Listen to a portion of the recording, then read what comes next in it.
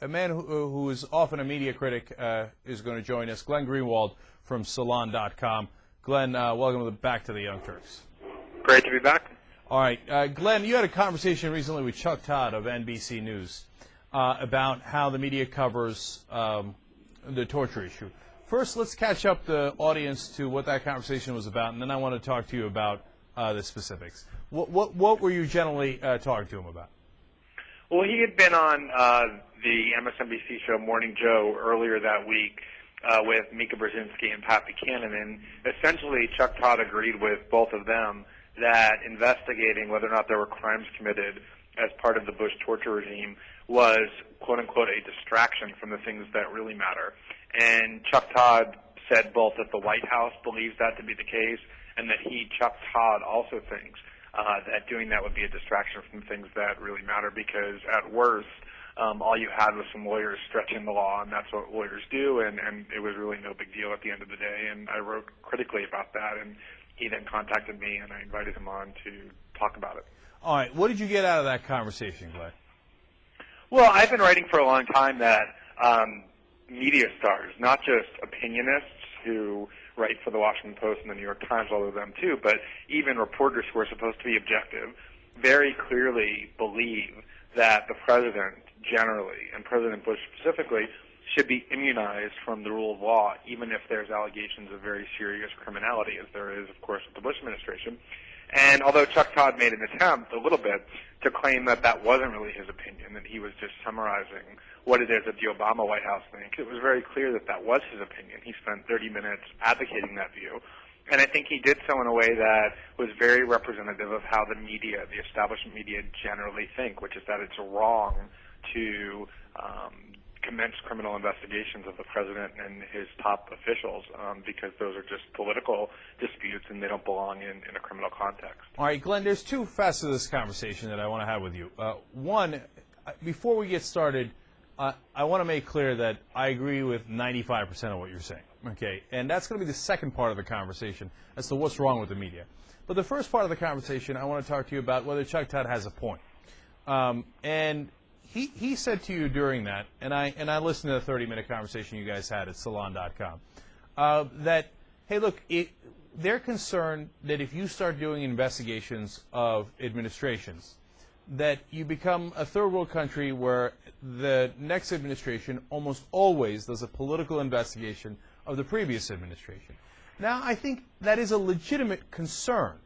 Do you think that that is not an issue at all, or do you think, yeah, that's an issue, but this is the one case where, you know, we have to press forward anyway?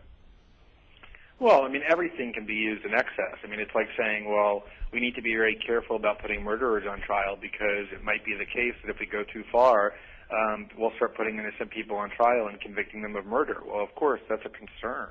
I mean, you should watch out to make sure that that doesn't happen. But that's not a reason to refrain from prosecuting murderers because sometimes innocent people might be convicted.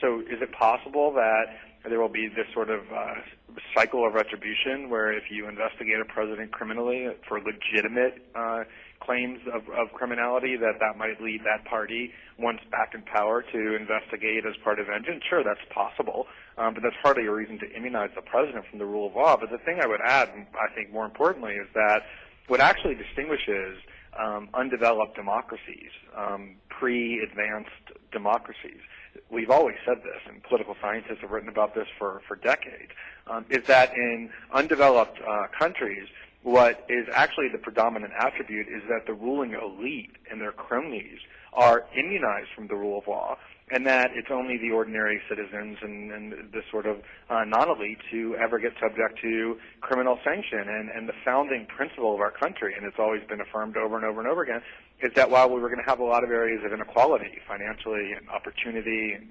professionally, that the one place where we would all be completely equal is before the law. No man is above the law. The president is subjected to the rule of law. These were all founding core principles. And so to say, well, you know, we're going to say that it's inappropriate to prosecute the president when he breaks the law, even though all ordinary Americans are prosecuted when they do because we're afraid of retribution or whatever else, is to really subvert the founding principle of the country and to replicate the worst parts of undeveloped countries, which is that the rule of law doesn't apply equally. So, Glenn, the right wing will make the same argument about Bill Clinton and say, look, we had to. He broke the law. He perjured himself. So we have the rule of law, and we can't put him above it. What distinguishes that from what you're talking about here in regards to the Bush administration? Well, I think, first of all, there's a question of proportionality. I mean, I think instituting a torture regime, using methods, legalizing methods that have, for decades, by the entire civilized world, been considered to be war crimes, including the United States, which has prosecuted them as such, isn't really comparable in terms of significance to lying about whether or not someone had oral sex with someone to whom they're not married. I mean, just on their face, the importance is drastically different.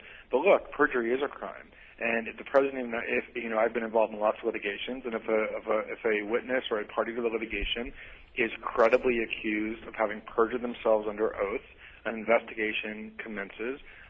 Far more often than not, in fact, almost always, it doesn't result in criminal charges, but it is a crime. And if the president, if Clinton or any other president, is credibly accused of criminal conduct, they ought to be treated the same way as anyone else, which is to say that they ought to be subject to a criminal investigation. We don't have a country where the president, by virtue of the office that he or she holds, is above the rule of law, and we shouldn't want that. Glenn, here's one of my concerns. The Democrats always lay down. They never investigate the Republicans because they don't want to, for a number of reasons, one of which is that they don't want to jeopardize the reputation of America in their own minds, right? But the Republicans do the exact opposite. So if we do any kind of prosecution of the Bush administration, which, by the way, as I've said before a million times, I totally agree with. I think we should. But I'm airing one of my concerns.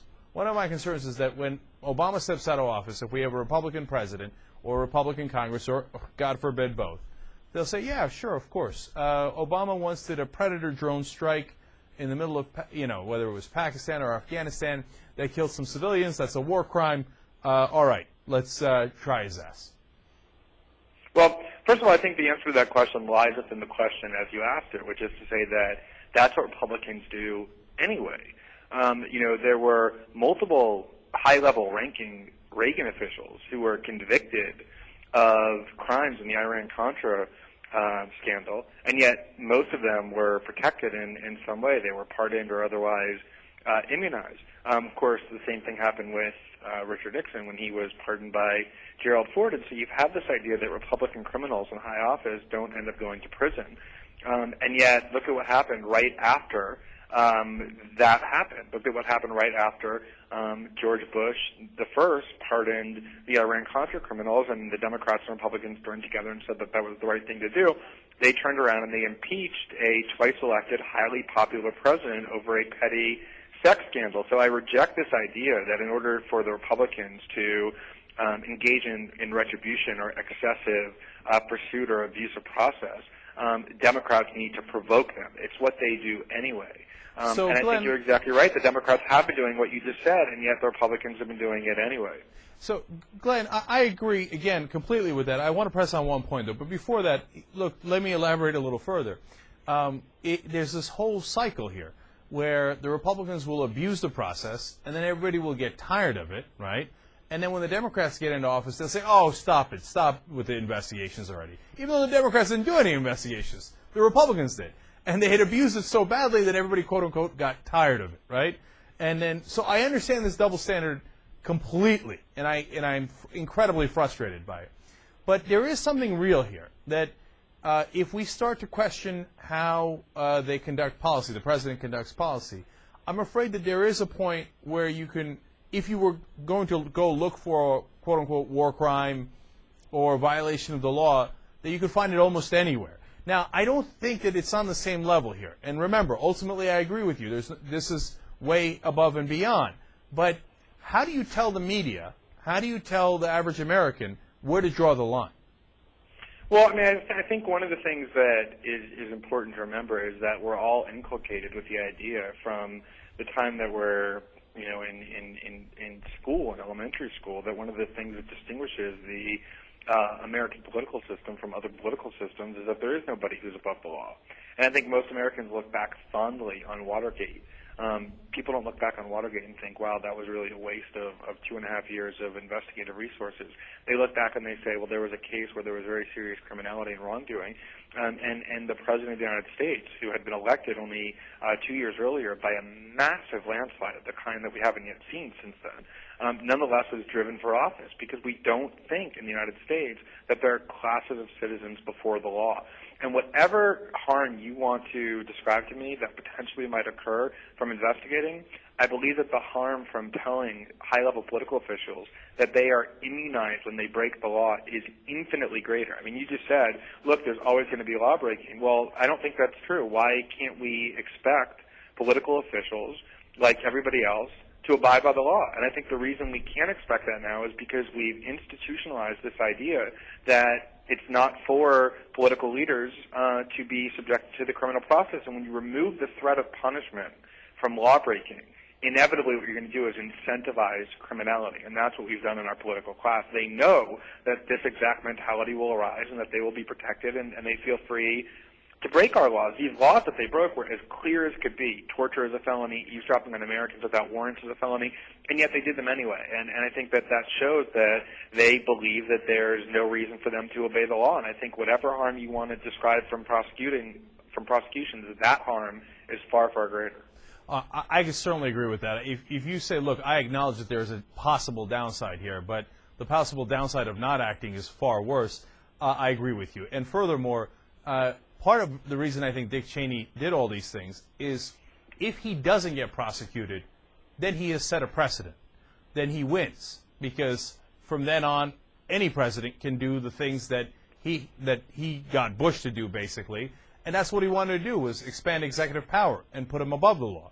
So, well, yeah, and I think, if you go back, it's interesting. Charlie Savage, who's the Pulitzer Prize-winning reporter for the Boston Globe, now with the New York Times, wrote an article in I think 2006, and he looked back at Dick Cheney's history before the 2000 election, and all the things that Dick Cheney did when in office to justify law-breaking, all of the roots were very visible well before 2000. And in fact, it was Dick Cheney, when he was in the House of Representatives in 1989, who wrote the dissenting report on the House Intelligence Committee and Judiciary Committee defending what Ronald Reagan did, which is, the House of Representatives and the Senate passed a law saying it is illegal to fund the Nicaraguan Contras, and the Reagan administration went and did it anyway. They broke the law.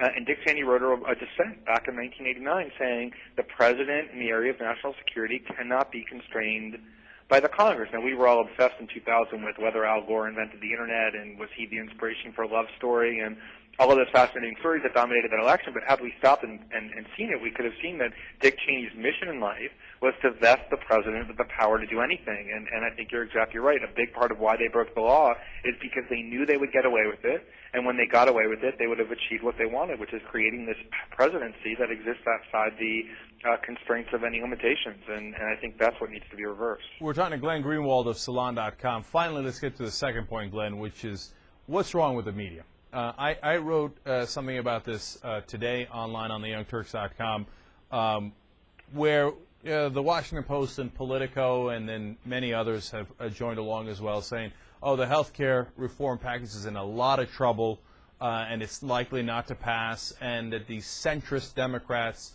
are concerned about its cost and about the timing and they need time to study it more. Now, that is an unbelievable thing to write if you're a political reporter. Everybody in Washington recognizes that it's not that the conservative Democrats are spending more time studying the bill. How can you write that down with a straight face? It's unbelievable. So whether it's that issue or the issue you talked to Chuck Todd about in seemingly covering for the administration's torture and other crimes, including warrantless wiretapping, we ask the same question over and over. What's wrong with the media? Why do they go along in trying to protect the government when we thought their job was to keep the government in check?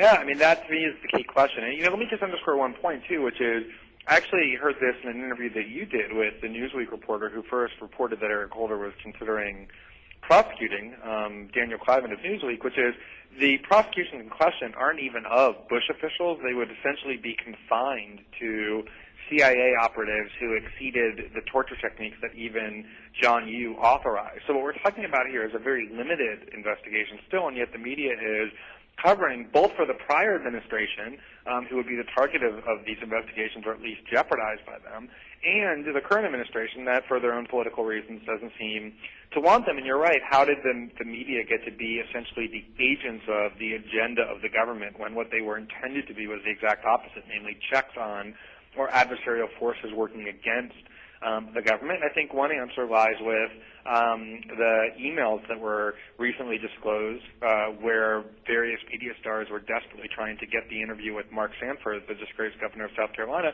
And David Gregory, the host of Meet the Press, was revealed in an email to have said, come on our show and you'll get to frame the discussion however you want, and then you'll move on. So much of what they do depends upon getting favors from people in power. That's how they get career advancement if they're chosen to get exclusives or to be given interviews.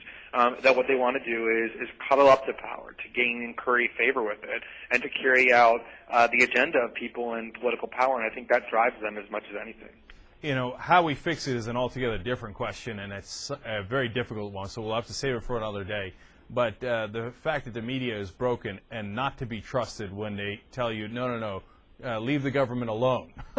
I can't, it's a topsy-turvy world we live in, and I got to tell the audience, don't believe the hype. When you see the media covering for the government, understand that they're not bringing you the truth. They're bringing you what is to their advantage, not to your advantage. And Glenn Greenwald talks about that often in Salon.com. And thanks for joining us, Glenn. We really appreciate it. Always a pleasure. Thanks.